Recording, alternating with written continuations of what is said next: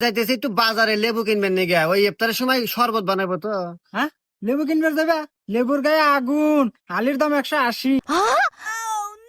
বলি আর কি আর দেবো ভাই, কিনা তো নাকবই, কারণ আমার পরিবারের সবাই রোজাদার ব্যক্তি। ও, তুই রোজা আছো তো? এইটা কোনো কথা কলু? হ্যাঁ, আমি রোজা থাকবো না? আরে পাগল, একটু বছর পর পর এই একটু রমজান মাস আসে। আল্লাহর এটা রহমতের মাস, মানুষের পরিবর্তন হওয়ার মাস। আর এই রোজার মাসে আমি রোজা থাকবো না? আরে 5 ওয়াক্ত নামাজ এবং 33টা রোজা রাখতেই হবে। এটা আল্লাহর হুকুম, মানতেই হবে। তোরা তো রোজা আছো নাকি? আরে হ্যাঁ পাগল, রোজা থাকবো না? আল্লাহ এইরকম একটা রহমতের মাস দিছে আমাদের মাঝে। নামাজ কালাম রোজা সবকিছু বেশি বেশি করব, ডবল ডবল সওয়াব নেকি সব পাবো আমরা। আর ভাই, একটা বছর পর পর আমাদের মাঝে এই রমজান মাস আসে, বিশাল ইবাদতের মাস।